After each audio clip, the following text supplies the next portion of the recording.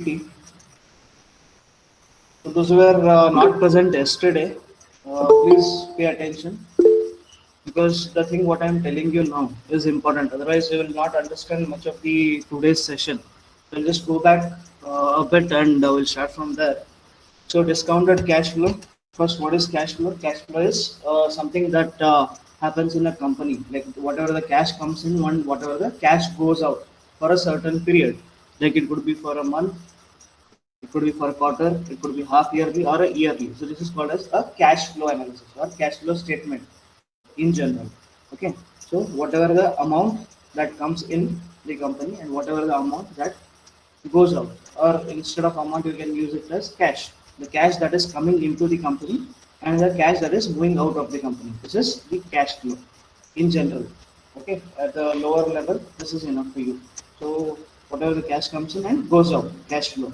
Okay, so now here the term discounting is written, discounting cash flows. So why we are telling you discounting in the sense or discounted? So if something happens in the like some cash is going out or coming in, so somewhere later in future.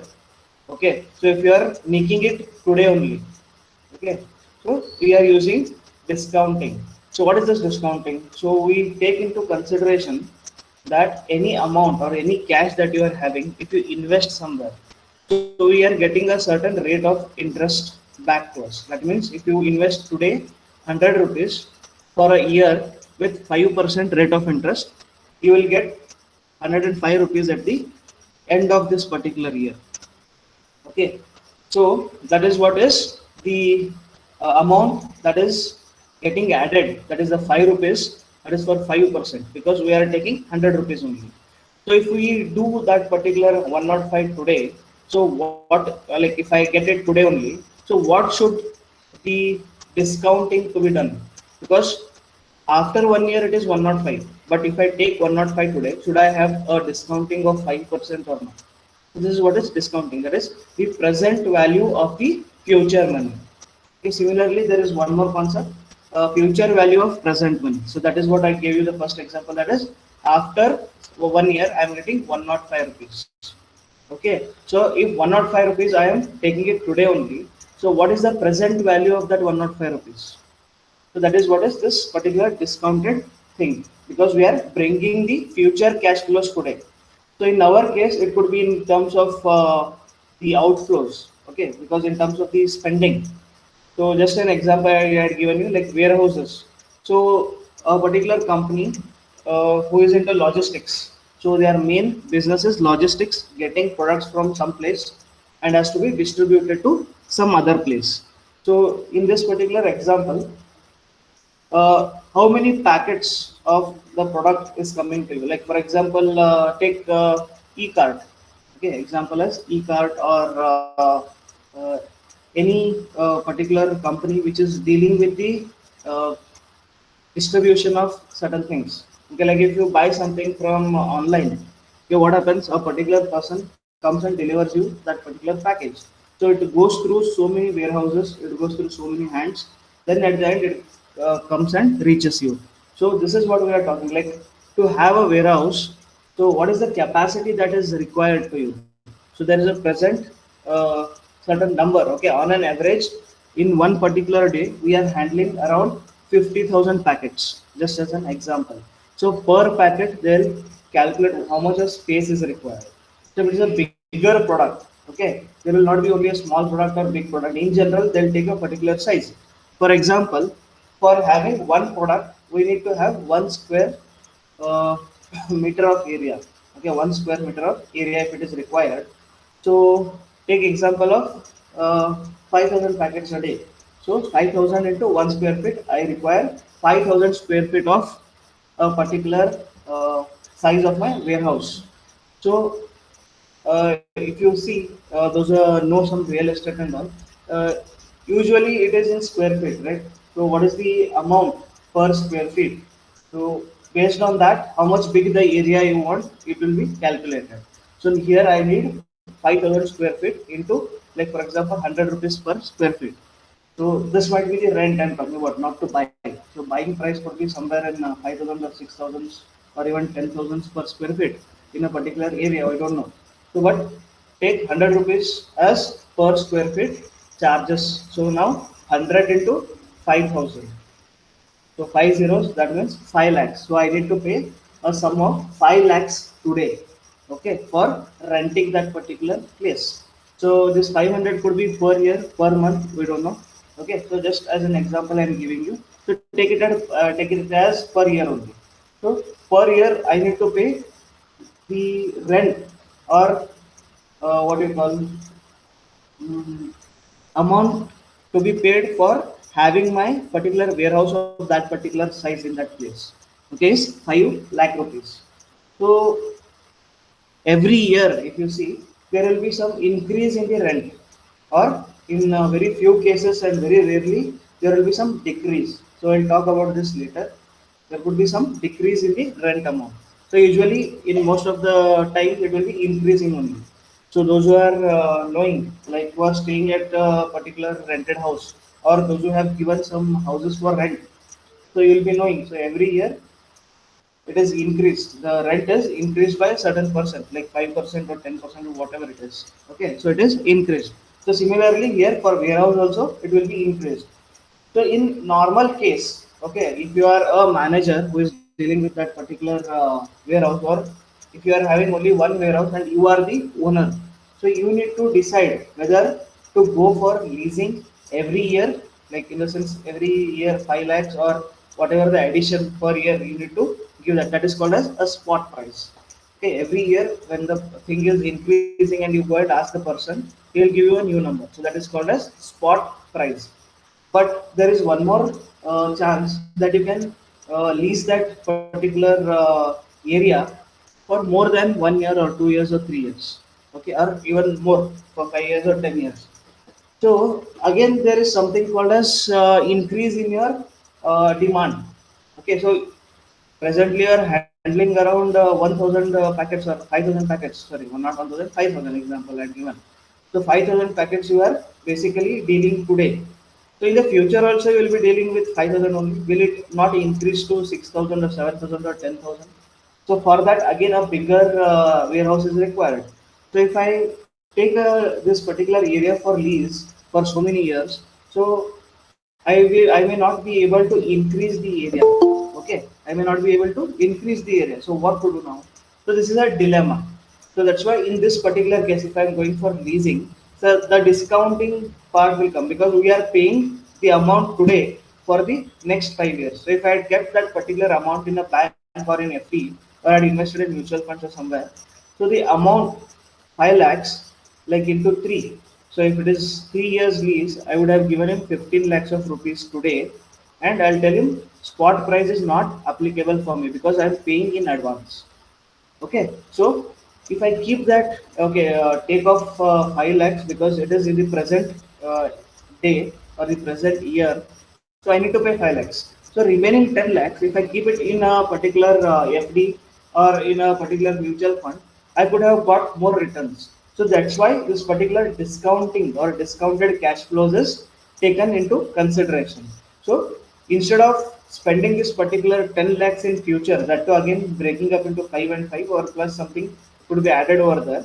So that becomes more amount, right? So we need to discount it back in today's date. So that is what is discounting. Then coming to the next one. So discounting factor is 1 upon 1 plus k. Remember this.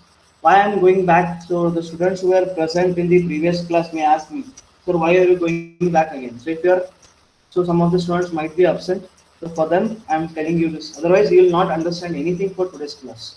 Okay. So discount factor is 1 upon 1 plus k, where k, you can check here. What is k? K is rate of return. So it is written here. If a dollar today can invest and earn a rate of return k. So if I say 5% rate of return, today's FD percentage rate of return, if you take it is 5%. So whatever amount you keep in FDs, 5.5% is the present FD rates. Okay. So gone are those days, like it was before the pandemic, when we had 7.5, 8.5 also for senior citizens and all, we had 8.5. Now it is 5 to 5.5. Okay. because of pandemic and all other stuff. Banks are not able to give much this one, and it was reduced around a year back only. So it is now 5 to 5.5% now. So this particular rate of return K could be 5% if I keep it in FD. Okay. So in US and other countries, if you see, if you keep it in FD or in your savings bank account, they'll give you around 1%, not more than that. Okay. So FD, the concept of FD people will not use because the government will not pay them or the banks will not pay them much of interest. Okay, it is usually for a shorter period of time that they are keeping their money in the banks. Usually they invest in different avenues of investment basically. So it could be stock market, it could be mutual funds, it could be on land, it could be on gold, whatever. Okay, but more amount is not kept in bank like in India. Okay, banks or FDs. So this is the earlier way where many people like your grandfather or even your parents for that matter prefer FDs or RDs. Why? Because they are not aware with the present other avenues like the mutual funds or like the stock market. They might be knowing that stock market is there, but they feel it might be too much of risky. Okay, then there are so many other instruments.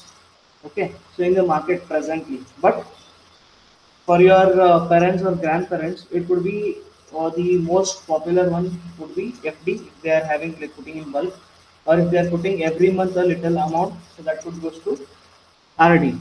So just remember here, discount factor is equal to 1 upon 1 plus K is the formula, where K is the rate of return.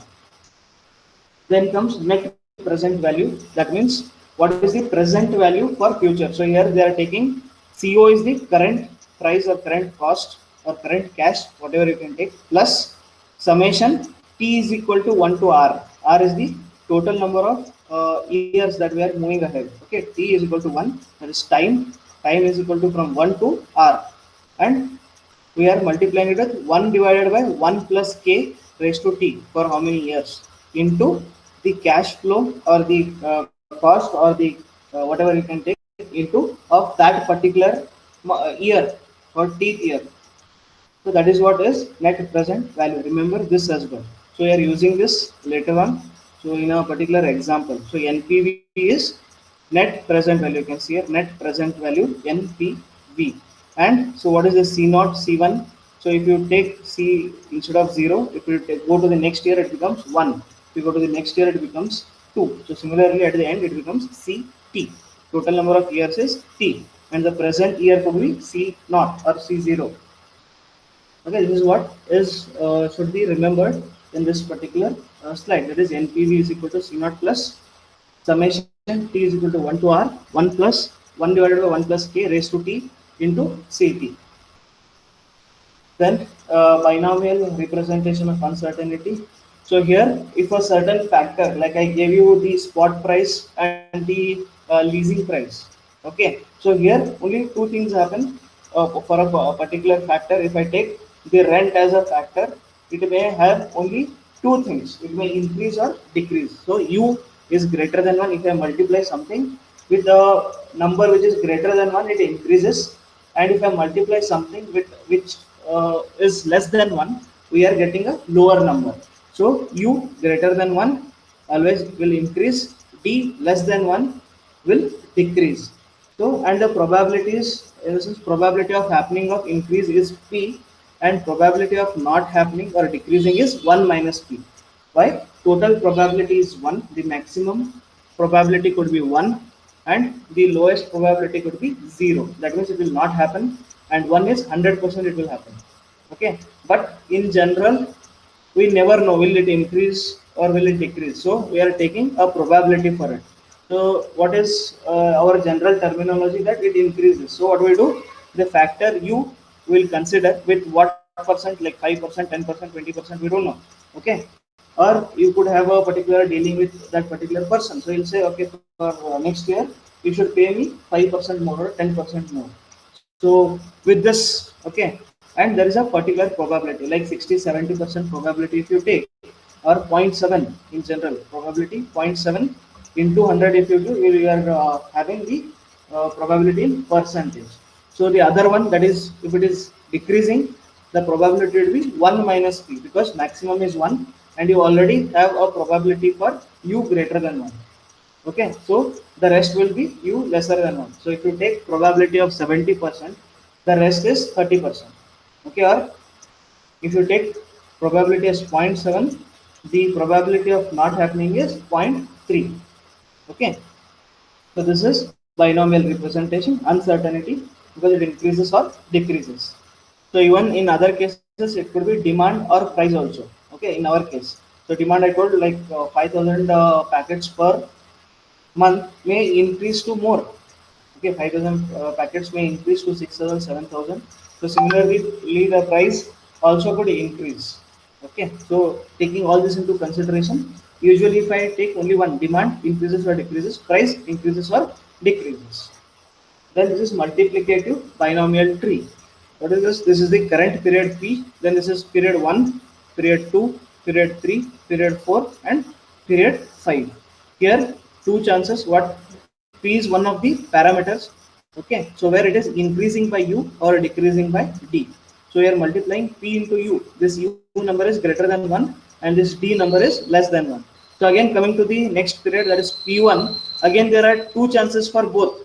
So in the initial year, it has increased to PU. Now, if it increases again, it becomes PU square, because we are multiplying U again. So PU into U gives me PU square.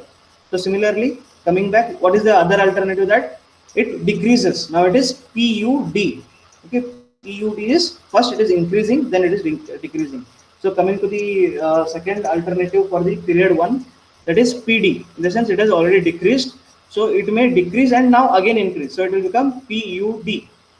Okay, so again, if it decreases, first it decreased, now again it is decreasing. So it is PD into D will give me PD square. So similarly, 3 are there and again 2 for each. So slowly it is going on increasing. So this is up to a particular level. Okay, this particular level, in the sense, you are the person who is deciding how many months or years. That T, capital T, is decided by you. Okay, and the duration could be a month, a week, a day, okay, a quarter, a half yearly, or a yearly. The period is decided by you again, and for how many such periods you are taking. So here 5 periods they have taken. That is, this is current C0, P is C0 here, then C1, C2, C3, C4, and C5. Total, if you see, 6 are there, but present it is C0 plus 5. We are getting for total 6 years. And this is the, at the end, it is the probability. So getting the highest probability is for PU cube D square and PU square D cube. So these are the ones which are getting maximum probability, and others are getting subsequent lower probabilities. Okay, that is what this particular diagram tells you. So next, that is what has been given here. For period 0 it is P, then for period 1 it is PU and PD, the same thing. PU, PD is given for all the other years here. So combinedly, we are having these many things that will be there into the probability of each thing happening. Okay, if you give equal probability like 0.5, 0.5, this 0.5 and 0.5. So again, it is divided again into 3. That is 33, 33, and 33, or 33.33 basically. Okay, similarly 4, it becomes 0.25, 0.25, 0.25, and 0.25. So again, divide if you do, we are getting the next probabilities. So you don't want to go there. So next is additive binomial thing. So here, instead of multiplying, we are adding. In the P0 it is P, like P0. For P1 it is P plus U and P minus D. So this is increasing, U is increasing, D is decreasing. So in the second period, again we are getting P plus 2U, because it is increasing by one more U. This P plus U will give you P plus 2U. But if it is decreasing, P plus U minus D, or if it is decreasing again, it will give you P minus 2D. These are the three things that could happen in period 2. Similarly, period 3 and period 4. But why we are taking that, why we are looking into this is, so like evaluating the network design using the decision trees. So that is kind of a tree that you have seen. Okay, it increases like a tree branching. So branching happens now and then for every period. So we had seen till here actually in the previous class. What is this? Evaluating the network design decisions using decision trees. So what happens? A manager makes several different decisions when designing a supply chain network. So what are the several decisions? So it could be like I told you in terms of a warehouse, whether the price is increasing or decreasing, what he needs to do for having it. Okay. Then the second is whether his uh, business increases or decreases by what percent or what is the probability of it. So just as an example, then for instance, should the firm sign a long-term contract? Okay, so just for the warehouse, what I gave you the example for that only, should the firm sign a long-term contract for warehousing space or get space from the spot market as needed? So if you think you don't know whether it is increasing or decreasing, so what we can do is, can we only lease or rent it for this particular year? Then after next year, when the next year comes, then we'll see what is happening over there. Then we can take it for one more year for the spot price. Because if you don't enter into an agreement earlier, people will not give you at the same rate. It comes to the spot rate again. So what rate is going on for that particular year, you need to give. So that is what they are telling, spot market as needed. Then what should the firms mix up long term and spot market be? So do you want to have like certain years for spot market and for certain years long term, or there could be a combination also. Like certain area, I'm taking it for longer period of time. Plus, if I need more, okay, I'll have a deal again. So if I need anything more, so I'll give that particular additional land for the spot price. Okay, here it is having both long term as well as spot market. Long term, we are taking a certain amount of space. Plus, if I need anything extra, that extra will be paid according to the spot price. Okay, that is the second one. Third one, how much capacity should various facilities have? If I'm having multiple facilities, so what area I need to have? So just like that, if I take a larger area, it will not be utilized, but you need to pay the amount for that extra also. And if you take a smaller one, it will be very congested, or you will face a lot of problem in storing the packets. Okay, in the warehouse. Then how much capacity should various facilities have? Then what fraction of this capacity should be flexible? So we spoke about this flexibility. So flexibility in the sense, with the same setup, can I change the product? Okay, so in terms of factory or a manufacturing unit, so you need a certain kind of machines, okay, to produce something. If you are producing a particular part A or a product A, so how easy it is or how difficult it is to change, okay, to product B. So that is what is called as flexibility. So are you only focusing at one particular product? So earlier in 1990s, I had given the same example last time also. The pharmaceutical companies used to be very rigid. Okay, in the sense they were not flexible. They were producing only one kind of drug earlier. Okay, so it was a lot of difficulty that we couldn't predict a particular medicine whether it will, or a particular drug whether it will, the demand of it will increase or decrease.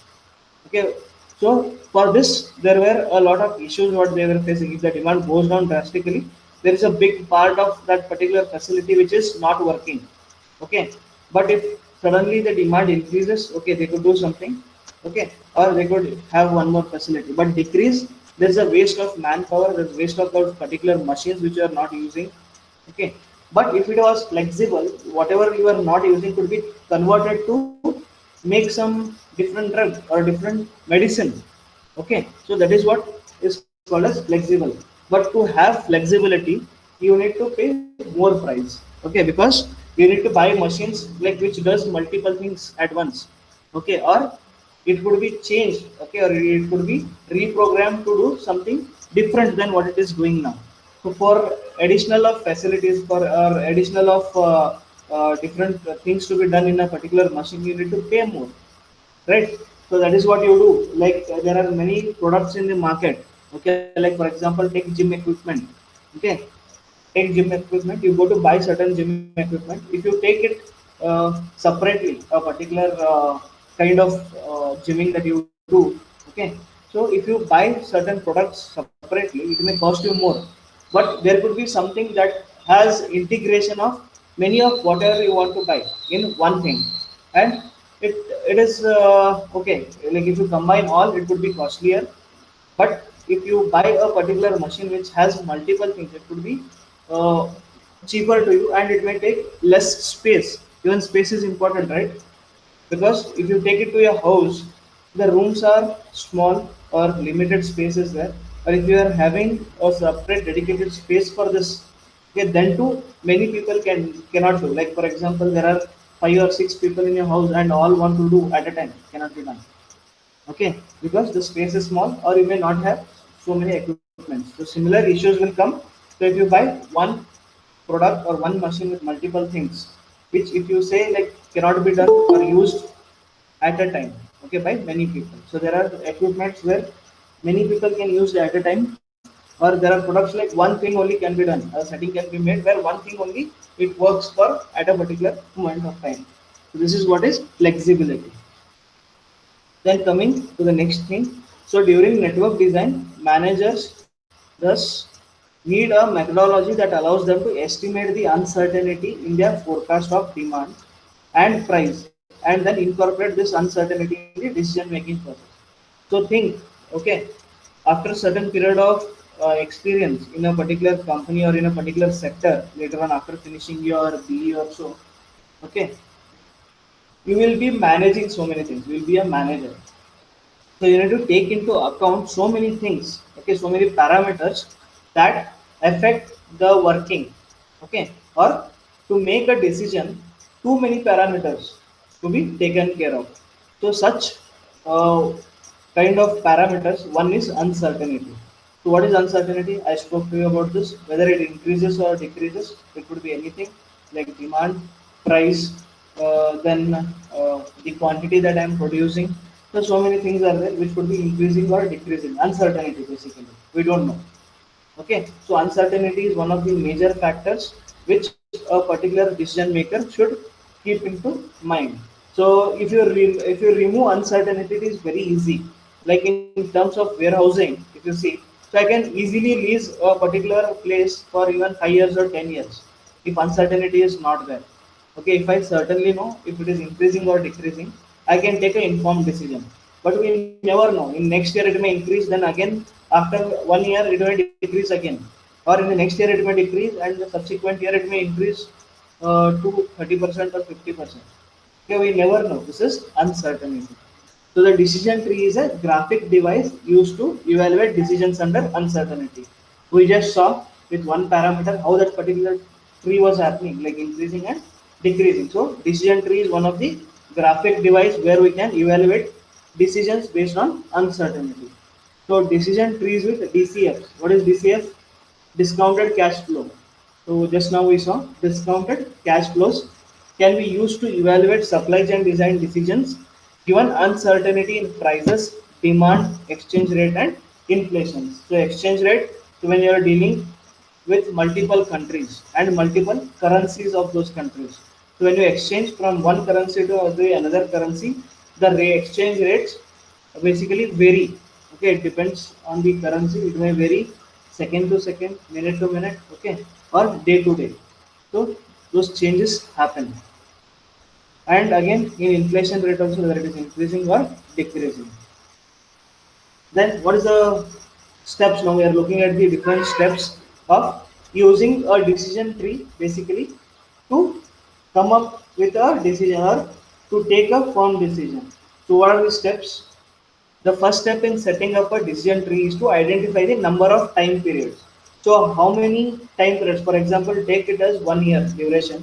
So how many years I want to go ahead, or how many years I want to basically take the consideration. So that particular time period we need to check. So how many years then into future that will be considered while making a decision. So for how many years are you basically taking this, okay, or considering? Then the decision maker should also identify the duration of the period.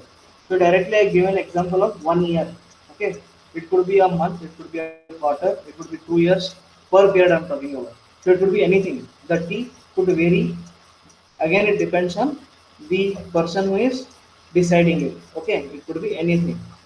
Then again, the example is given that the decision maker should also identify the duration of a period, which could be a day, a month, a quarter, or any other time period. Then next, the duration of the period should be minimum period of time over which factors about affecting the supply chain decisions may change by a significant amount.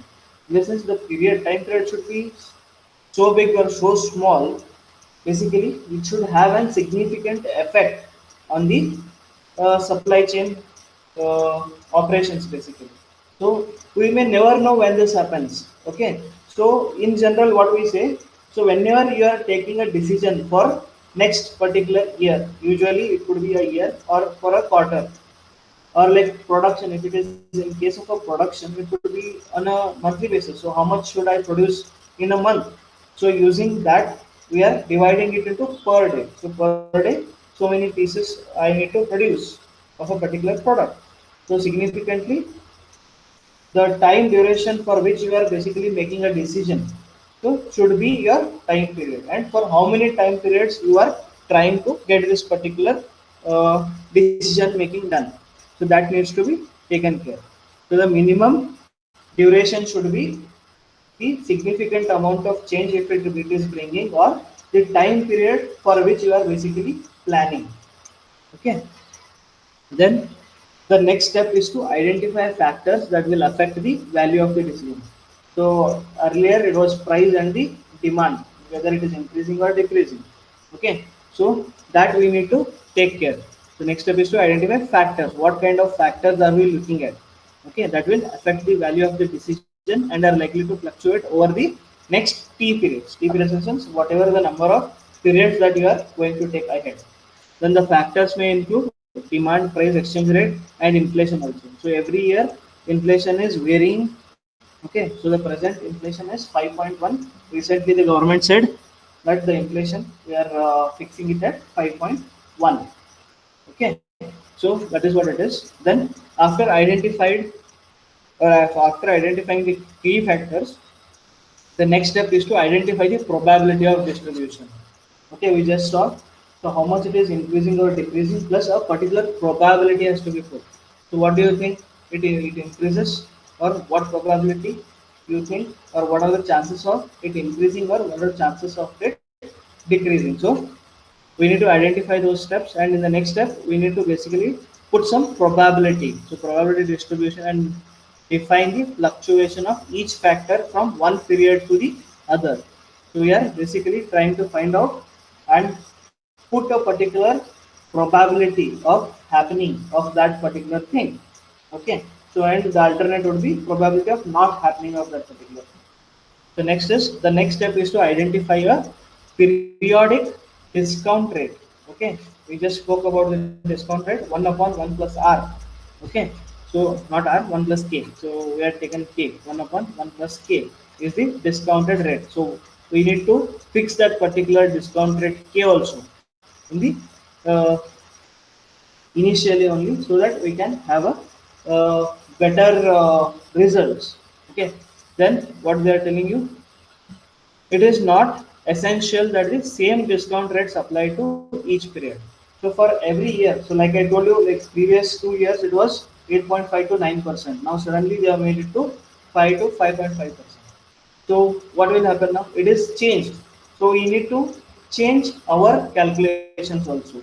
Okay. So similarly, here we can change it. We are having the ability, or even we can consider the changes in those particular things. Okay. So in those particular R, that is not R, K, discounted period K, rate of return, then it is not essential that the same discount rate should be applied, or it could change for every node in a period. So what is node? So when we travel from one period to the next period, we are moving from one node to the other node. Okay, so I'll go back and I'll explain what is node. So if you see here in this particular tree, so P is one of the node, and next we are moving to PU and PD. So this is again next node. PU is one node, PD is one node. All the circles here are called as node, and the arrows are called as the transition period. Okay, so we are basically having a transition here. So we need to put a particular probability here. What are the chances of me having this particular transition, that is PU? And again in the other side we can give one more probability stating that what is the chances of me ending up with PD. Okay, so here if I give equal percentage, it becomes 0.5 and 0.5. Why? Total is 1. If I give 1 to 0.5, other one will be 1 minus 0.5. So it is 0.5 and 0.5. So this is a node. And this is a, what is the arrow? It is the transition. So from one particular node to the other particular node, I am having a transition which is denoted by a arrow. Okay, this is being done. Then decisions may change by a significant amount. This will have a number of time periods. Yes, this is done. So the next step is to identify factors that will affect. So this is also done. Periodic discount rate. Okay, so what was the first thing that we did? First, we find out how many periods I want to go. Then we thought of how what is the duration of that particular period. Then we came to what different factors are affecting. Okay. Then what is the probability of having those particular changes. Then we came to the discounting rate or the rate of interest k. So discounting would be 1 upon 1 plus k. So till where we completed.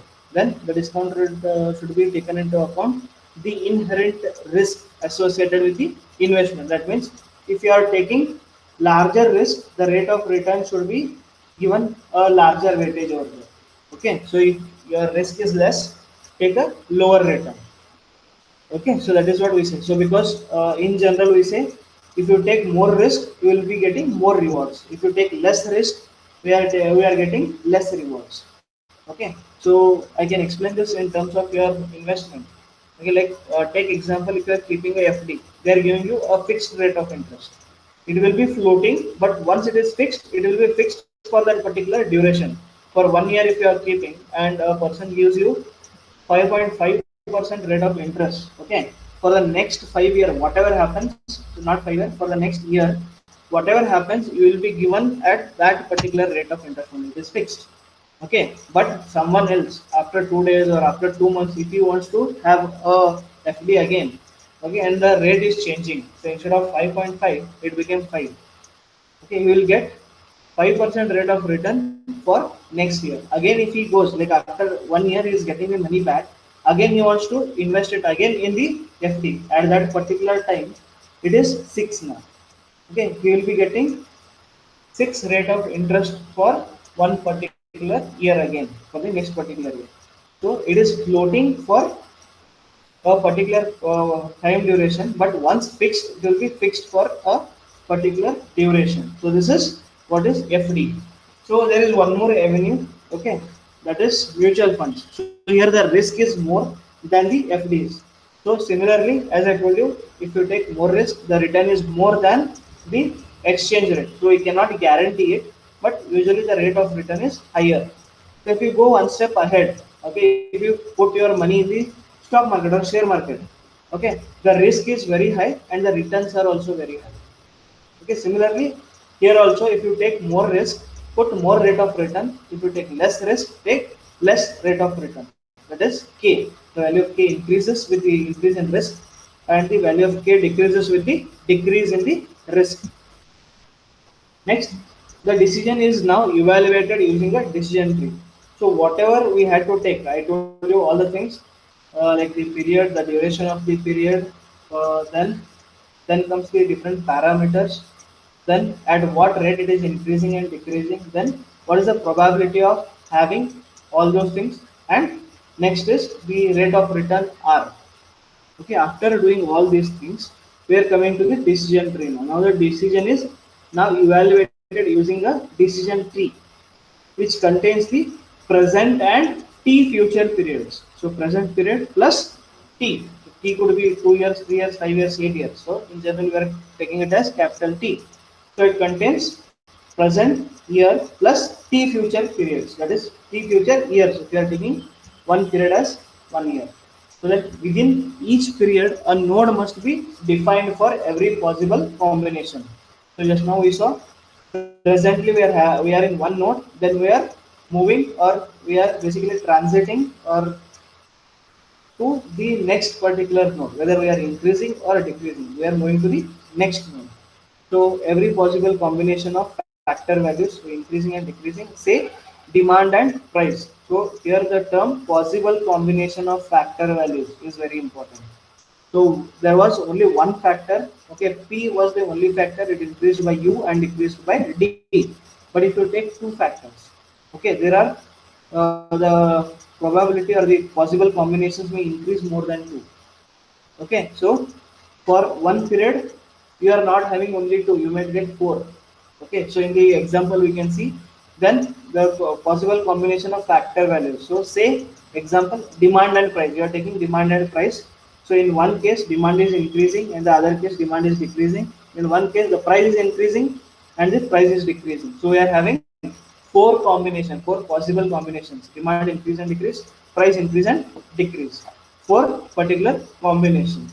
So it could be calculated, like combination could be calculated usually. So how many numbers of variables you are having? Demand and price two. Usually we square it. So we are getting four. So four possible combinations. That is demand increase, decrease, price increase and decrease. Four things. Next, the probability of an arrow is referred to as the transition probability. I just explained you transition probability. The probability on arrow is referred to as the transition probability and is the probability of transitioning from origin node in period I to the end node in the period I plus 1. So I could be 0, 1, 2, 3, and if you consider the next period, it will be I plus 1. Okay, so and the probability is the probability of transition. So next, the decision tree is evaluated starting from nodes in period T and working backward. Okay, so just a minute. The decision tree is evaluated. So always we start making it from period 0 to period T, but evaluation is done backward. Okay, we start with the evaluation of T first, the last period first, then we come back to period 0. Okay, remember this. For construction of a tree, it starts with 0 to the maximum period T, but evaluation of that particular tree will start at the end T and comes back to period 0. Why? Because we need to make decision whether we need to go for lease for, in that particular example of warehouse, whether I need to lease for 3 years or 5 years, or should I go for spot, or should I have a combination of both spot and long term.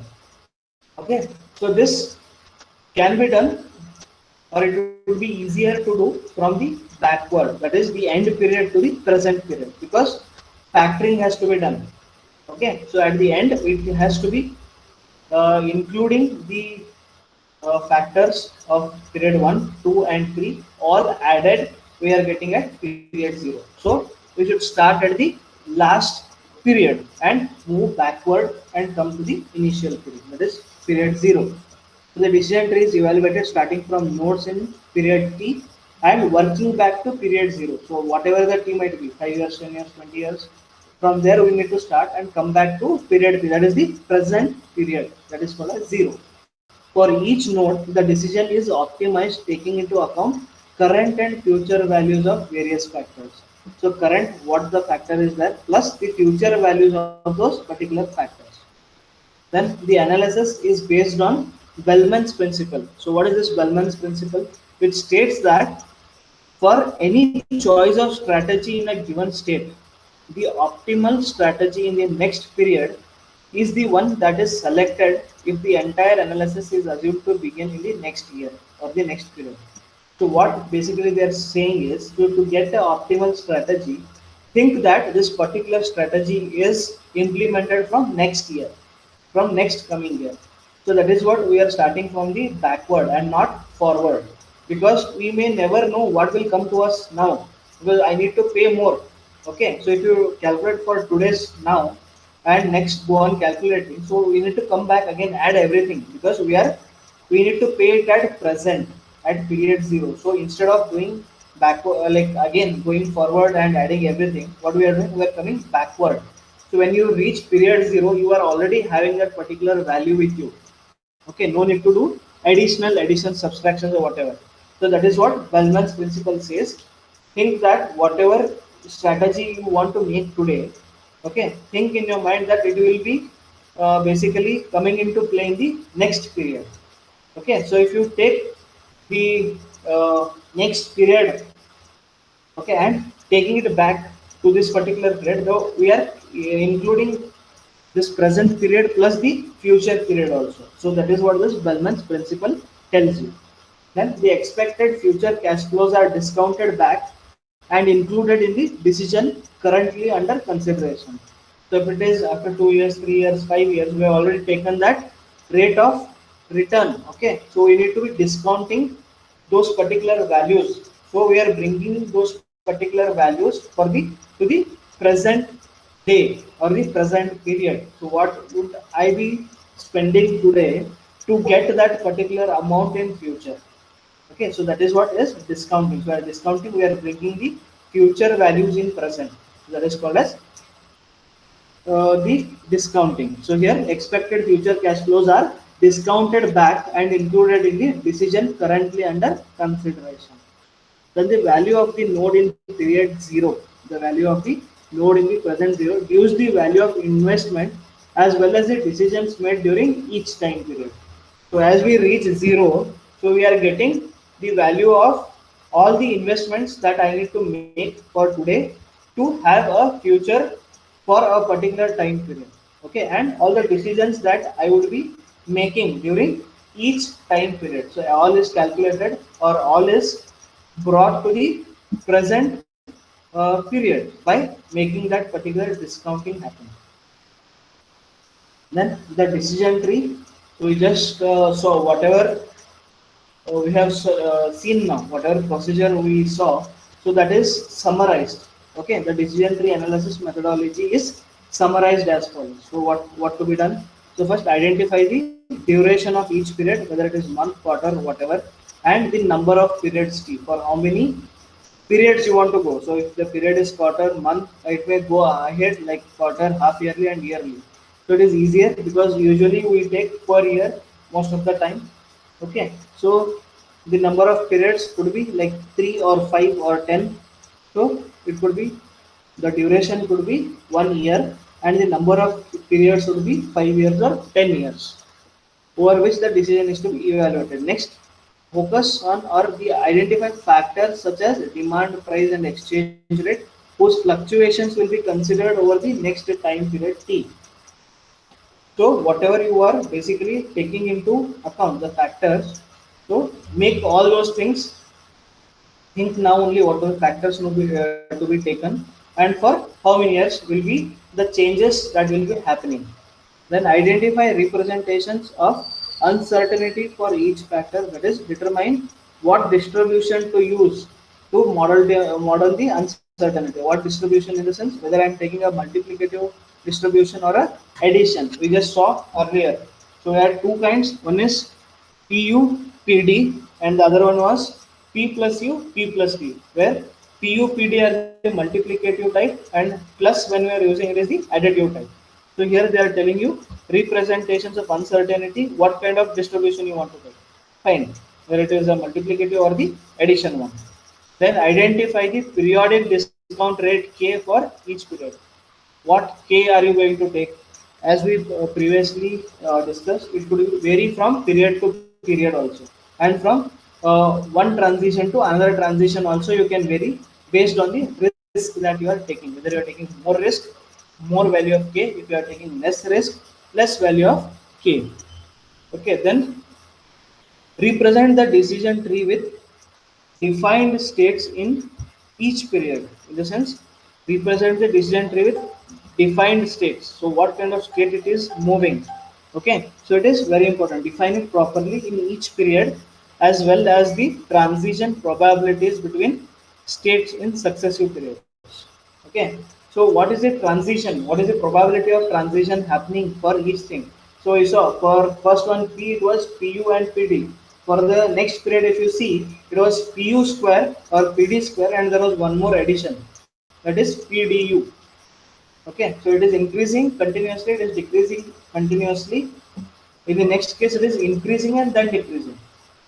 Okay, so similarly, if you go ahead, then again it is increasing, decreasing, increasing, or increasing, increasing, increasing. increasing, decreasing, and then increasing. So these are some of the possibilities or probabilities where we are getting each node in the next subsequent period. So next, what we do, starting at period t, okay, starting at period t, that is at the end, starting at period t, work back to period zero, identifying the optimal decision and the expected cash flows at each step. Okay, expected cash flows at each state in a given period should be discounted back when including in the previous period. So while constructing this tree, we need to construct it from period 0 to period t. But for evaluation, we need to trace backward, that is from period t to period 0, and we need to make sure that we are making the particular designated discounting, okay, designated discounting for each node, and we are bringing it back to period 0. Okay, so this whatever we have discussed now, you could understand, okay, or you could have some dilemmas, okay, you could understand partially. So we'll take a sum, or we'll take a example which tells you what all parameters we have taken, okay, and what all particular different things we have. Like the same example we'll take, like the distribution of a warehouse where it is having a particular manager is having three choices. One, go for spot price every year, or have a longer lease period, or you take a certain amount of land for longer duration, and whatever extra is required you can take it for spot uh, price. Okay, so this is what is the example. The decision tree analysis methodology by using the lease decision facing the general manager at Trips Logistics. So this is the company Trips Logistics. The manager must decide whether to lease warehouse space for the coming 3 years. Here he is taking for 3 years, and the quantity to lease. So how much of land he needs to lease? He is taking for 3 years. For how much I need to lease for 3 years? Is basically looking at the long-term lease is currently cheaper than the spot price, spot market rate, because every year it changes by a certain percentage. As I told you, 5%, 8%, 10%, it will change. So this year, if you are paying 100 rupees, in the next month, so the next year, you need to pay 105 rupees or 110 rupees based on percentage increase. Okay, so usually if you take for a longer lease, the currently cheaper than the spot price, you'll get it at a cheaper price because you are paying for 3 years at once. That particular increase will not be taken into consideration. Okay, so the manager anticipates uncertainty in demand and spot prices. So here what is taking demand and spot price. So you may think that demand may increase or decrease, and the spot price may increase or decrease for warehouse space over the coming 3 years. Okay, then the long-term lease is cheaper but could go unused if the demand is lower. If we saying, if I anticipate now and take lease for longer period of years, if the demand decreases, I need to pay more because the demand has become less and the space, whatever extra is left, okay, that will be just sitting like that. We are not using that particular space. That is what he means here. The long-term lease is cheaper but could go unused if the demand is lower than anticipated. The long-term lease may also end up being more expensive if the future spot prices come down. Okay, it is very rare, but it may happen that in future, if the spot price decreases due to certain things, okay, like for example, pandemic, we never anticipated that pandemic would be there here. Okay, coronavirus could come, and there are so many factories and companies, hotels, restaurants, okay, have shut down. So now the space is more. So what people are doing, they have built this particular facility now, and it is just lying over there. The owners I'm talking about. So what do? They'll try to rent it to some person. Okay. So if you take the rent for larger amount, people will not come because there are so many uh, different places available, and people are trying to give it at lower price also because the demand is less and the availability is more. So this brings the price down.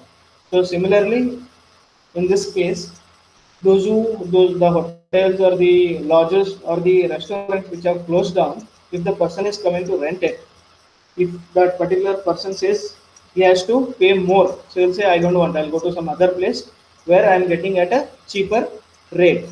So that's why the prices may also come down. So it is not that it will always increase, certain time it is very rare, but it will decrease also, so that also needs to be taken care of. So we never know we are paying more if it is decreasing. If it is increasing, we need to pay more. So that is what they are telling here. That is, in contrast, spot rates are higher and warehouse space from the spot market will be expensive if future demand is high. Okay. So if demand is high, I need to have more, but I need to go for spot price. At that time, I need to pay more at a higher cost. Okay. So this is the scenario. So where a particular person is thinking of renting or leasing for 3 years. Okay, if he is renting for the spot price, it will be for 1 year. He is going for lease, it will be for 3 years, and he is having dilemma whether the demand increases or decreases. And we already know that the spot price will change accordingly, whether it is increasing or decreasing. Two parameters: demand and price of that particular land. Then the manager is considering three options. What are those three? We already discussed. Get all warehousing space from the spot market as needed. So just look into this year's demand. So whether it is increasing or decreasing, based on that, for only 1 year I am taking and I am leasing for only 1 year, or I am renting it for only 1 year. So next year again, based on the data that I have for the last previous year, so if it is increasing then or decreasing, I'll take the spot price and I'll go for 1 more year again. Or the second choice is sign a 3 year lease for a fixed amount of warehouse space and get additional requirements from the spot market. Second is a fixed place. I'm going to first lease it for 3 years. If I need extra at spot price, I'll take that extra space.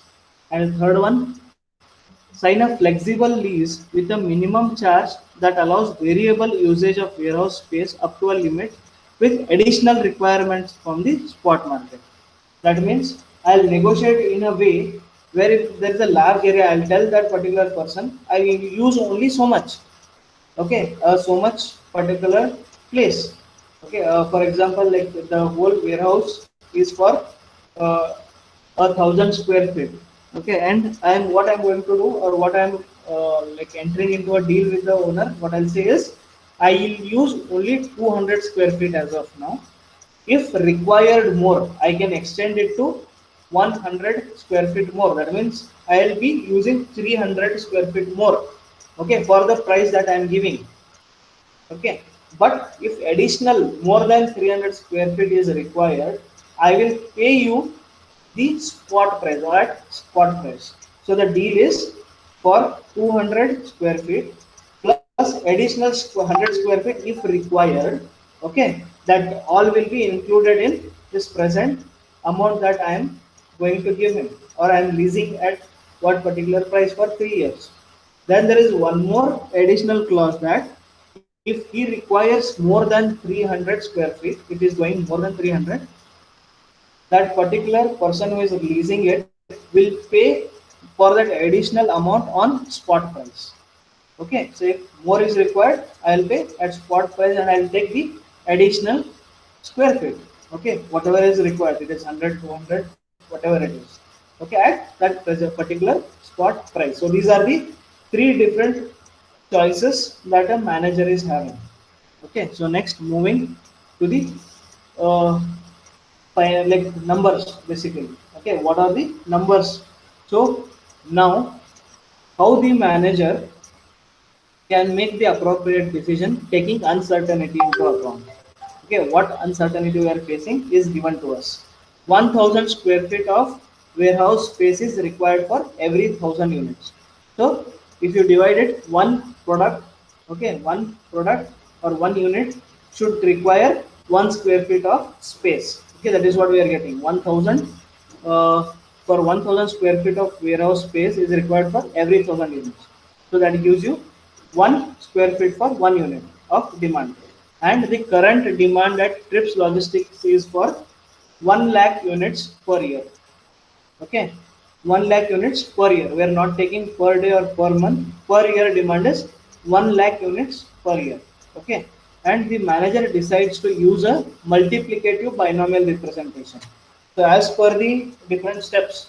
So first time what we are doing, we are taking what is the demand, okay, and what space is required. Then we are basically going up with what kind of calculation we want to make, whether we want to go for multiplicative or we want to go for additive.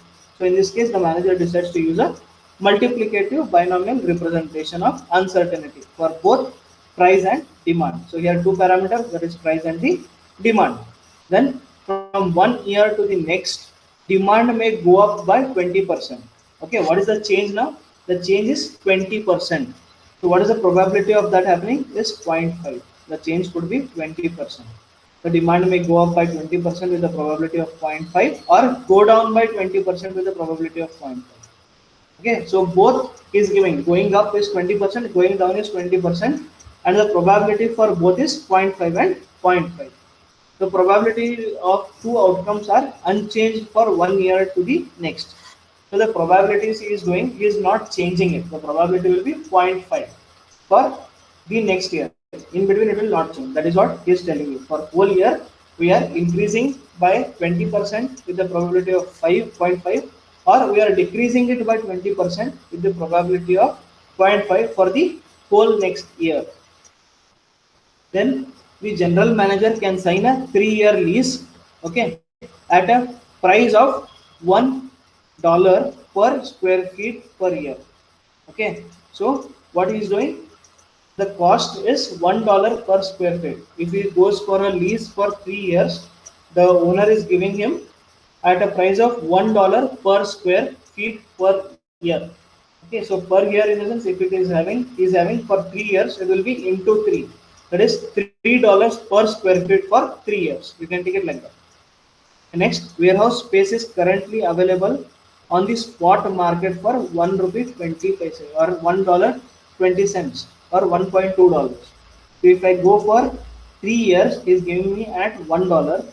If I am taking it at a spot price today, it is at $1.2, okay, per square feet. Remember this, 1.2 per square feet per year. This is the current spot price going on in the market. Okay, then from 1 year to the next year, spot prices for warehouse space may go up by 10% with the probability of 0.5 or go down by 10% with probability of 0.5 according to binomial process. So here we are looking into the price of per square feet. So it may increase by 10% or decrease by 10%. Again, the probability is remaining the same. We are giving the same probability of 0.5 and 0.5. The chances of increasing by 10% is 0.5 and the chances of decreasing of cost for the next year is at 0.5 probability. Okay, so this is what is established now. So just a small recap. Okay, the demand may increase or decrease by 20% with a probability of 0.5. Okay, the demand is increasing or decreasing by 20%, and the probability is 0.5 again. For cost, it is increasing by 10% or decreasing by 10%, and the probability is 0.5 for both. Okay, next, the probabilities of the two outcomes are unchanged from 1 year to the next. So for the next year, again the probabilities are not changing. Okay, it will be 0.5 only for both the different values, that is increase or decrease. Again, that is given to you. So next, the general manager feels that the prices of the warehouse space and the demand for the product fluctuate independently. In the sense, the price increase or decrease or the demand increase or decrease is independent of both. Okay, the demand may decrease and the price may increase, or the demand may increase and the price may increase. The demand may increase, price may decrease. Okay, the demand may decrease and the price may also decrease. So it is independently happening. So if the demand is increases, the price will increase. It will not happen. So in the sense, it is not having a connection. So it is independent. So independently, if it increases, it increases. If the demand decreases, it decreases. Okay. So it is independent. So each unit Trips Logistics handles results in a revenue of $1.22 or $1.22. So if you are uh, shifting one product, okay, or 1 unit of product, you are gaining $1.22 or $1.22. This is the profit that I am making. Okay, so because cost, we need to take to profit. What is the profit? Profit is whatever revenue I am generating minus the cost I am incurring to generate that particular revenue. So whatever remains is my profit. So in general, cost price minus selling price or selling price minus cost price, it will be always selling price minus cost price. So whatever amount is there additional, that is my profit. So similarly here in terms of expenses and revenues, it would be always profit is equal to revenue minus the cost incurred. Okay, revenue minus the cost incurred. And for trips logistics, he is using a discount rate of k is equal to 0.1. So 0.1 means 1%. Okay, sorry, 10%. 0.1 is 10%. He is taking 10% or zero point 0.1. Discount rate is 0.1 for each year for the next 3 years. So for all the 3 years, he is taking only 10%, that is 0.1 only. Okay, so this is everything, whatever was to be previously known has been known here. So what all information that was to be taken to generate a decision tree is already been taken here. Now moving to the decision tree. So 3 years present period is 0, first year and the second year, that is period 1 and period 2. Present is year 1, period 1 is year 2, and period 2 is year 3. So what happens here? D is equal to 100 and P is equal to 1.2. So here D is the demand is 100, is taking 100. Okay, and it is in 1000. Okay, everything is in 1000. So demand 100 in the sense into 1000 will give me 1 lakh. So we have seen the demand is 1 lakh for that particular year, that is P0, the demand is 1 lakh, and the present price is $1.2 per square feet. Okay, so per square feet is $1.2 and the demand is 100 into 1000, that is 1 lakh. Okay, 1 lakh units. So here what happens? So two things are there, that is demand and price. So demand is increasing, demand is decreasing, price is increasing and price is decreasing. So in the first case, we will see demand is increasing. So in first two cases or the first two nodes, we will be having demand is increased and it is constant, okay, by 20%. So remember 20% was increase in the demand. So 20% of 100 is 20. So we are increasing the demand to 120. And if the price is increased, okay, if the price is increased, how much? By 10%. So 1.10% of 1.2 is 1.32. Okay, I mean 1.2 plus increase of 10% will give me 1.32. So the demand is increased to 120 and the price will become 1.32 now. So in the second case or the second node, what is happening here? So the demand is increasing to 1. Sorry, by 20% will give me 120 and the price is decreasing by 10%. So here it was in the first node it is increased, now it is decreased. So if we take 10% of 1.2 and minus it, we are getting 1.08. So here it is decreased. In the next two nodes, I am decreasing the demand. So the demand is decreased by 20%. So 20% of 100 is again 20. So here I am getting 80. So the demand is equal to 80 in both the nodes. Demand is equal to 80, and the price is increasing. Okay, the price is increasing. 10% increase will give me $1.32. Similarly, if the price is decreasing by 10%, it will give me $1.08. So these are the four possible things that may happen. Okay, we may end up from this node, we may end up to any of these nodes. Okay, these are the possibilities. So what is the probability now? Here increasing was 0.5, right? So there are two different ways of increasing. So I am putting it as 0.25 and 0.25. So if you add both, we are getting 0.5. So similarly, if the demand is decreasing, okay, again there are two kinds of possibilities here, or two nodes are possible. So I am dividing that 0.5 into 2, which will give me 0.25 and 0.25. If you add all the four, it will give me 1. Okay, I told you maximum probability could be 1 only. Okay, so if I add all the probabilities, we are reaching at 1. Okay, now from this period, we are moving to period 1 now. From period 0, we are moving to period 1. What happens here? So, in the present period 1, so this node is should be taken as this particular initial node. Now, for this initial node, what I am having at period 1, the demand is 120 and the price is 1.32. Again, like this, 4 parameters may happen for this particular node. So, what are those? The demand is increasing by 20%. So again, if it is increased 20% of 120, if you add it to 120, we are getting 144. Okay, and the price is increasing by 10%. So 10% of 0.32 plus 0.32 will give me 1.45. So similarly, the demand is increasing, that will give me 144 as demand, and the price is decreasing by 10%. Okay, so if it is decreasing, what is 10% of 1.32? If we subtract that with 1.32, I am getting 1.19. So this is 2 where I am keeping the demand constant, that is I have increased the demand and I have kept it constant, and the price I am fluctuating, that is once I am increasing and once I am decreasing. So similarly for the second 2, what I am doing, I am decreasing the demand. So I am having 120 as my initial demand, I will decrease it by 20%. So first find the 20% of 120, then subtract it with 120. So I am getting 96. Okay. Again for price, I am increasing once 10%, it will go to 1.45. If I decrease it once, it will go to 1.19.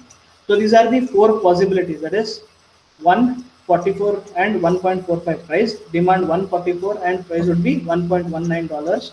And the next one would be demand 96 and the price would be 1.45, and the next one would be demand 96 and we are getting price at 1.19. So these are the 4 possibilities. Again the probabilities would be 0.25 because I just explained you how 0.25. So next, coming to the second one, so similarly demand increases and the price fluctuates. Again we are having 4 different things. Again 0.25 I am giving for second one. Again third node, 4 possibilities. Again probability would be 0.45 and we are increasing. So here if you see, it was 120 and 120. Now coming to this LC, so the demand has decreased now. So demand has decreased. So in this case, again if I take this only alone, what will happen? So if I take demand as 80 and if I am increasing by 10%, it will be 96 again. Okay, if I decrease it, it will become 64. Instead of 96, it will become 64. Okay, because I am increasing by 20% and decreasing by 20%. If I increase 80 by 20%, I'll get 96. If I decrease 80 by 20%, I'll get 64. So similarly for price, if you see, if I increase 1.32 with 10%, I'm getting 1.45. If I decrease it, I'll be getting 0.97. So it is decreasing now by 10%. So similarly here, D is equal to 80 and reduced price will be having 4 different nodes. Okay, and these nodes are overlapping. Okay, see if you see here, I am getting one node and this particular node is overlapping for both. Okay, here in this case it is increasing and increasing the price also. Here in this case I am decreasing the price and increasing the demand. So both will end up with this particular node only. So they are overlapping.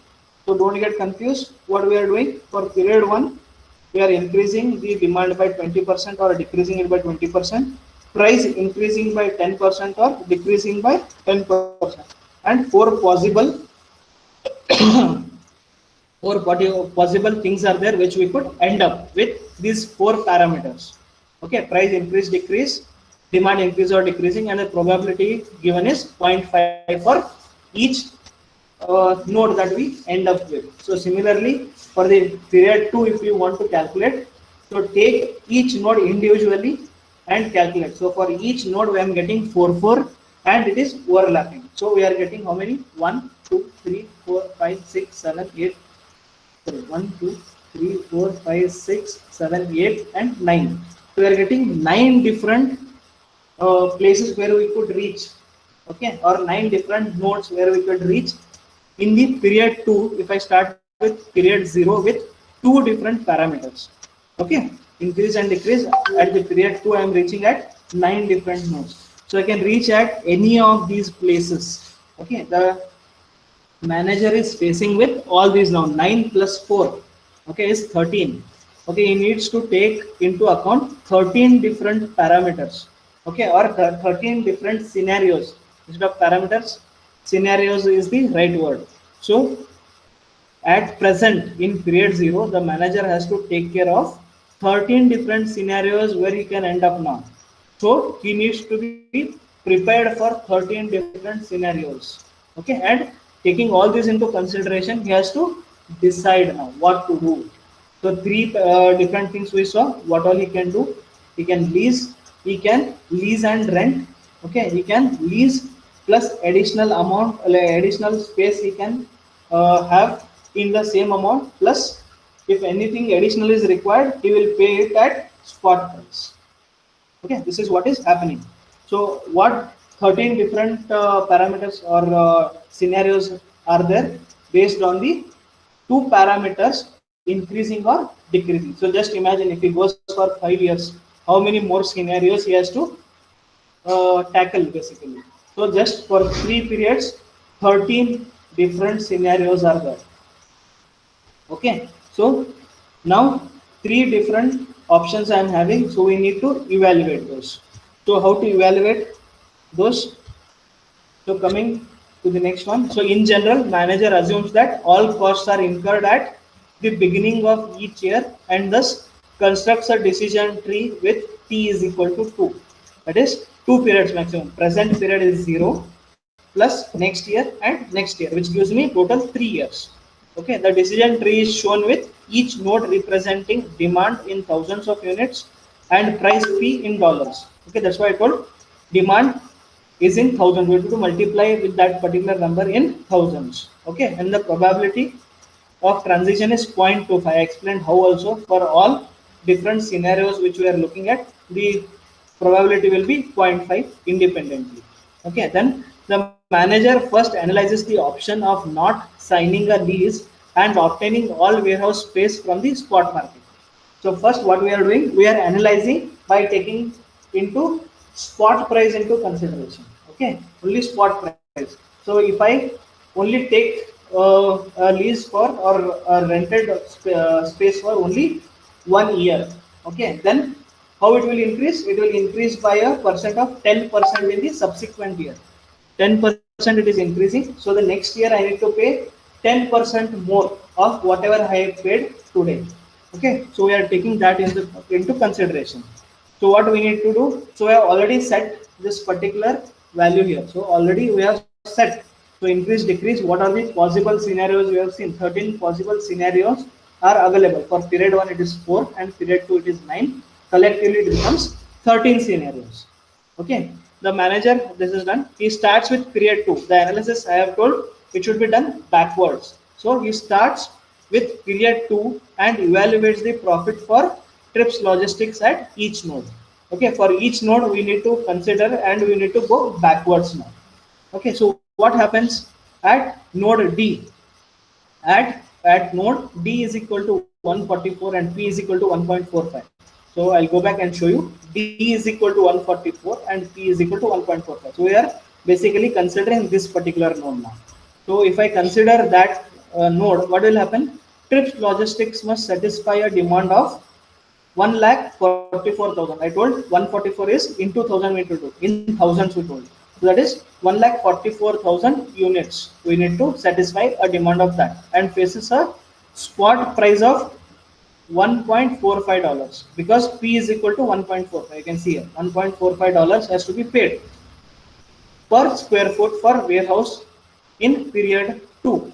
Okay, for period 2 you used to pay so much.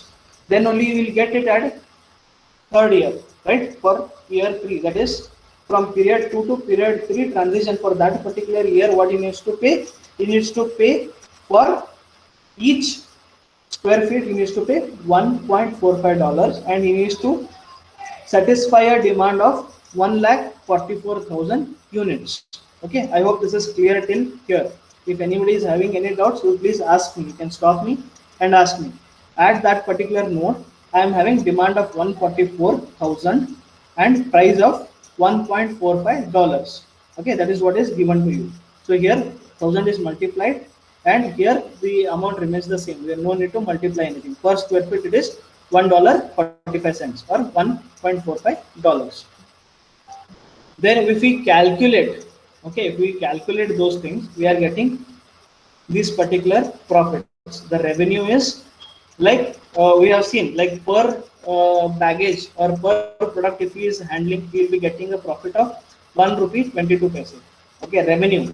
It is the revenue. He is getting 1 rupee 22 paise for transferring from one place to other place for one product. Okay, so how many products are there or how many units are there? 1,44,000 into 1.22 is the revenue generated for that particular year. Okay, and what is the cost? Cost is again per square feet, right? So per product per square feet is required. So how many products are there? 1,44,000 products or 1,44 units into $1.45 per square feet. So if we need to multiply this, okay, 1,44,000 into 1.45 per square feet will give me the cost incurred, and revenue that I am generating is 1,44,000 into 1.22. If I want to find the profit here, what is the profit? Profit is equal to revenue minus cost. So if I do revenue minus cost, you can see, so the multiplying factor only is different, but with what I am multiplying is same. So here revenue it is less and for cost it is more. That means I am ending up in loss. Okay, so what is the loss? Loss of $33,120. Okay, so what I am doing here, I am subtracting cost from revenue. So whatever revenue I am generating, I am subtracting cost. That means I have to pay $33,120 from my pocket. Okay, that is what is the additional amount. That is the additional amount I need to pay. So similarly for the second node, if I go for the second node, it is 144 units again, 144 into 1000, 1,44,000 into the price is reduced now. So reduce, if I reduce it to 1.19, 10% reduction. Okay, so if I multiply and find out the profit, I am getting 4,320 rupees. Okay, so if this scenario, if I am there, so similarly for all other scenarios, 9 scenarios are there. So for 9 scenarios, we are ending up with all these particular things. That is 33 into, sorry, for the first one, it is minus 33,000, so approximately, then $4,000 in plus, then $36 in plus. Again, if it is increasing, again here we are having minus $22,000, $2,800 plus, $24,000 plus, minus $14,000, 14,000 can make it 15,000 round figure, then $19,20 plus and $16,000 positive or plus. We are having this much of profit for different nodes that I am getting here, okay, for different scenarios. So that is what is explained here. The profit at Trips Logistics in period 2 at node D is equal to 144 and P is equal to 1.45 is represented by profits. This is what is profit. D is equal to 144. Here they have not put anything because we need to substitute. We can put D is equal to X and P is equal to Y, and we can change it. Here they have not put X and Y, just like that they have left. But for the first one, what is their D? D is 144 and P is equal to 1.45 comma 2. This is the second period. So we are calculating for period 2. Okay, period 2, it is D is equal to 144 and P is equal to 1.45. Okay, this is the scenario. For this scenario at second period is given by P is equal to 144, P is equal to 1.45. Second period is equal to 1,44,000 into 1.22 minus C of D is giving a new term, that is C. D is equal to, that is C is cost. Okay, here is minus cost, revenue minus cost. What is cost? Cost of that particular scenario is this much. How I am getting it? 1,44,000 into 1.45. If I do it for period 2, I am getting 1.22 $1,75,680. That is the revenue minus 2,08,800 would be my cost. So I am ending up with minus $33,120. So that is what is the profit given here. So similar calculation is done throughout for 9 different scenarios, and we are getting 9 different kinds of profits, where in multiple places I am getting negative, that means I am in loss, and all others I am getting a positive revenue. So it could be ranging from somewhere in thousands to multiples of thousands. Okay, so in this 9 scenarios, 3 scenarios I am in loss and 6 scenarios I am in profit. Okay, so this is what is the calculation for period number 2. Okay, so this is period, I'll just show you this period number 2. Open to this.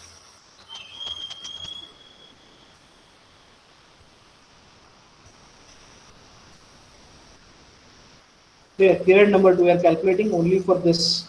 So next, now going back again, we should calculate for period 1, then add everything, then we'll be getting for period 0. So we have to calculate for period 0 also, then add period 0, period 1 and period 2, but take care of discounting, don't forget. So from here to here I need to discount, so I'll come to that. From here to here again I need to discount that. Okay, so this is the thing we finished. We calculated the profit here. Now the manager next evaluates the expected profit at each node in period 1. Now we need to move to period 1.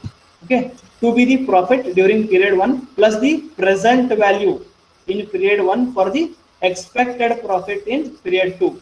So these are the expected profits. Okay, so whatever profits I'm getting at each node, I am getting at expected. So this is what I am expecting to happen. To what they are giving, I need to discount it to first period. So we are in second period now. So we need to discount it to the period 1. Okay, so that is what is given here.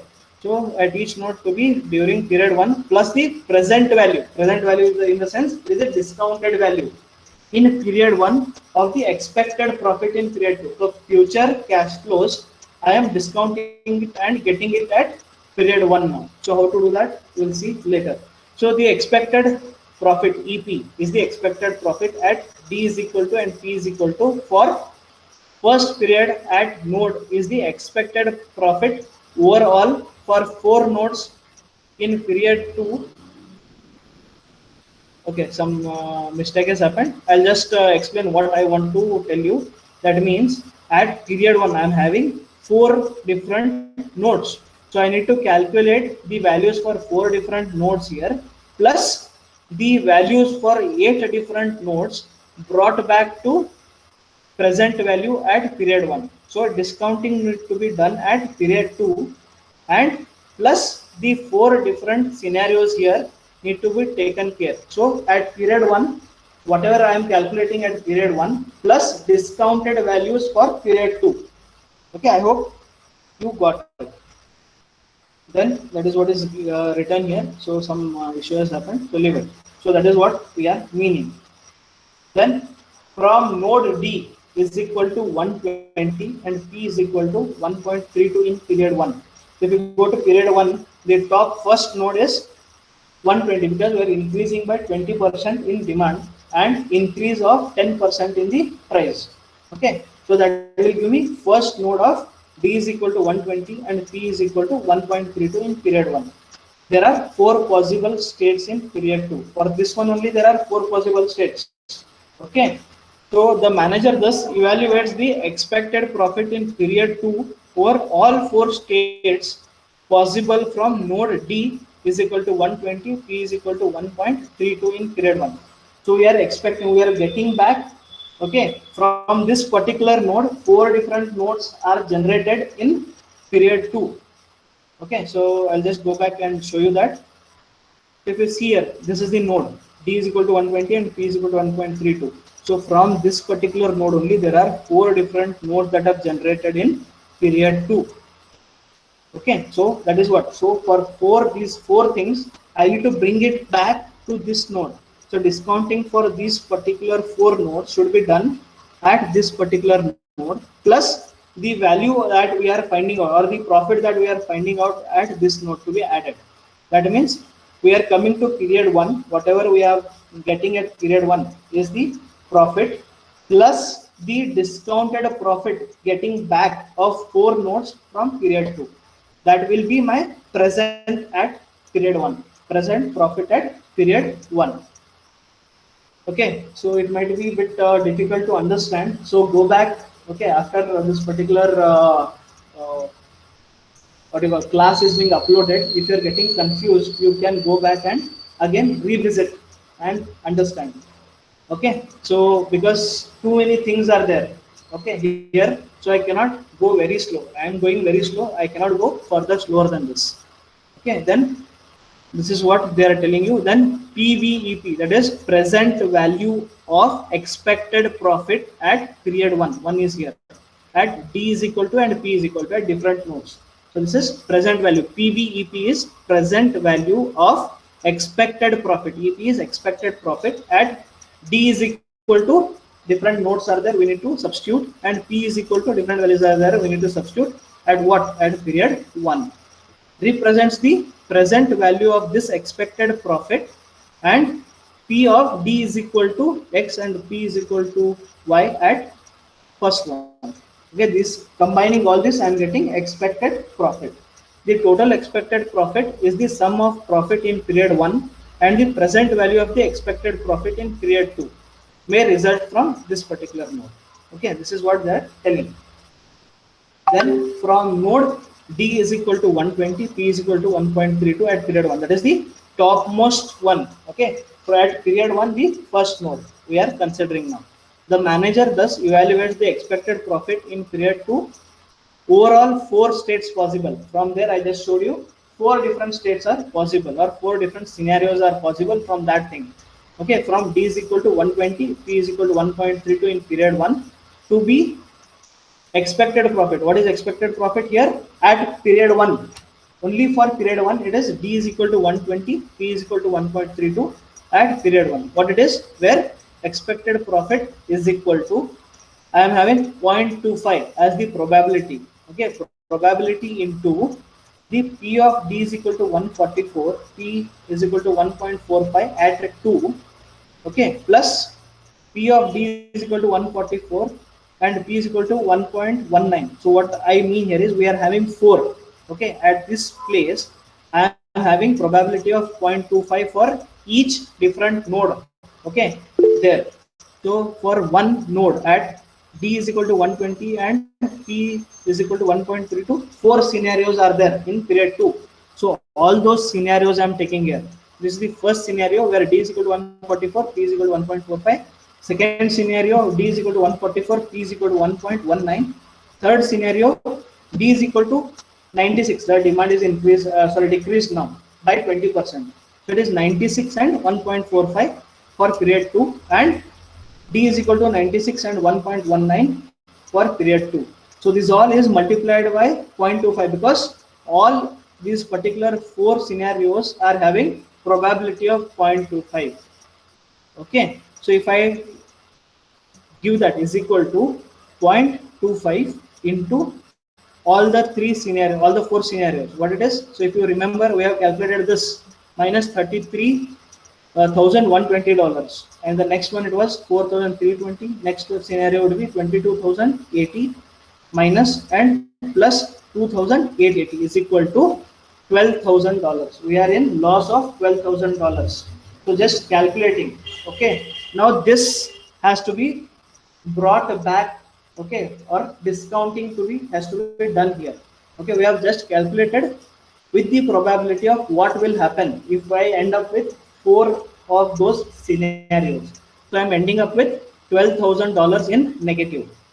Okay, next moving to the present value. I told you we need to bring it to the present value by discounting it.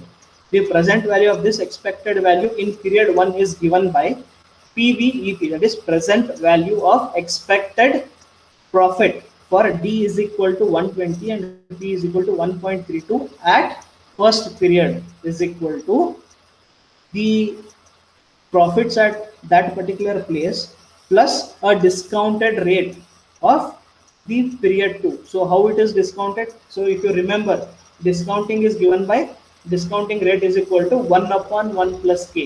So if you remember, k we have taken as 0.1. So here we just calculated that particular overall for that particular node. Four different scenarios are there, and we have brought it to one amount by multiplying it with the probability. So 12,000 I'm getting. So here, before that we have calculated this. So what we have done, 120,000 into 1.32 minus 1,20,000 into 1.22. That is what is the revenue I'm getting per product, 1.22. So if I calculate that, I'm getting this. Okay, so what is that? Node at 120, P is equal to 1.32. The expected profit is minus 12,000. We just calculated that minus 12,000. Okay, so if we take it back, that is discounting, if we do, what happens? So the total manager obtains the total expected profit. So sorry, before this, so the if you see the discounting, 1 divided by, so there is a extra bracket. So just ignore this particular bracket. So it is what they are saying. Sorry, no, don't ignore it. It starts at this particular place and ends at this particular place. Okay, what it is? So it is 1 divided by 1 plus k. So in this particular place, k is 1.1. That is, k is 0.1. Adding 1, it becomes 1.1. So it is minus 12,000 divided by 1.1, which will give me 10,909. So the discounted value at period 1 for the combined profits at period 2, that is 4 different scenarios we are combining, right? So then we are getting 12,000. So after discounting and bringing it back to period 1, I am getting 10,909. Okay, similarly the manager obtains the total expected profit, okay, for the other 3 nodes.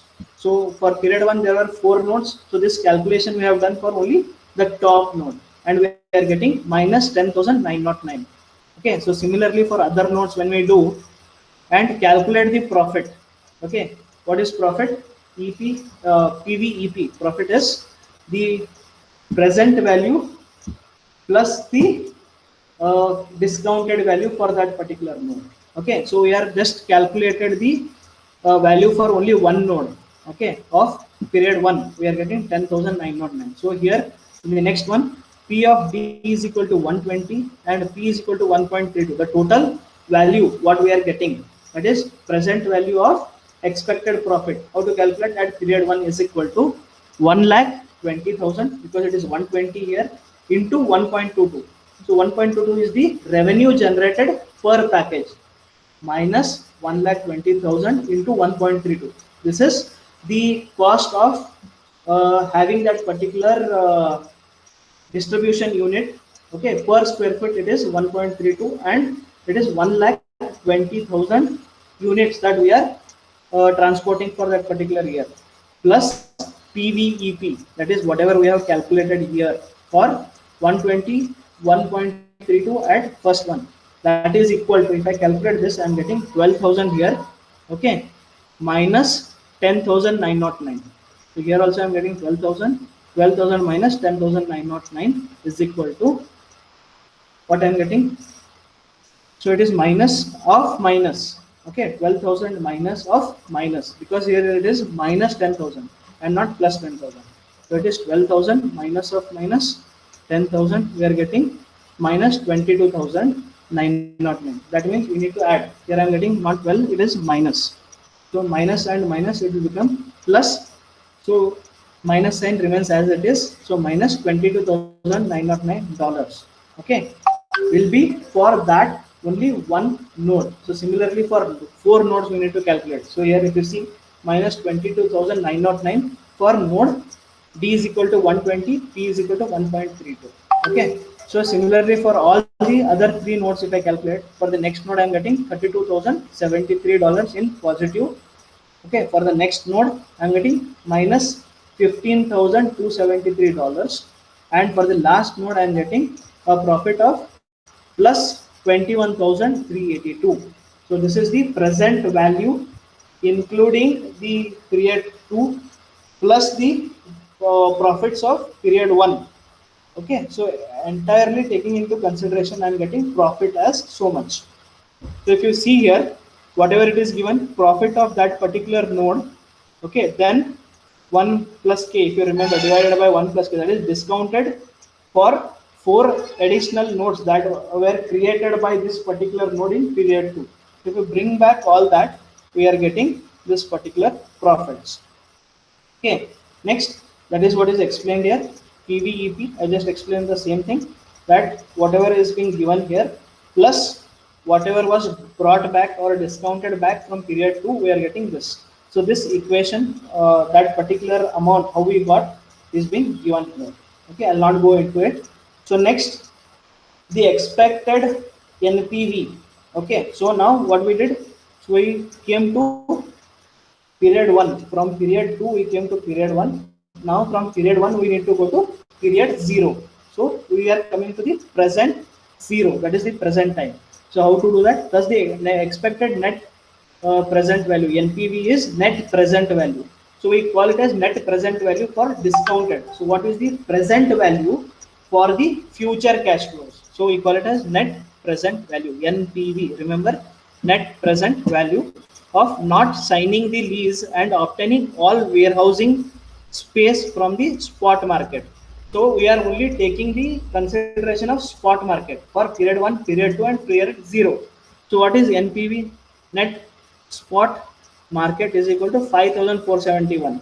For the present year, 5,471 I need to take, because only one node is there with 100 as the demand and $1.2 as the price for per square feet. Okay, when you multiply, we are getting 5,471 net spot market for present year, P of 0. Okay, so that is what we are getting. So I hope you understood this. I'll go back, I'll show you again. So we calculated for four different nodes, because it is generated by one node. This one node, it is generating 4 different nodes. Okay, so we calculated this, then we brought back this by discounting to this particular period. So whatever we found out at this particular period plus brought back of this particular 4 nodes, So similarly, if we go back to period 0, again we are generating 4 nodes here. So for every node, okay, we need to bring back. So from here 4 nodes we are bringing back to this node. From these, similarly for other 3 nodes, we are bringing back from 4 other nodes.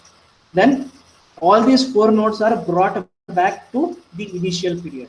So what is the amount that we are dealing with is 5,471. So if we brought back all things, so at present we need to spend $5,471. Okay, so in future we have already seen how it will multiply and go ahead, because price was increasing, price was decreasing, demand was increasing, demand was decreasing. So when you bring back everything, we are reaching net present value of $5,471.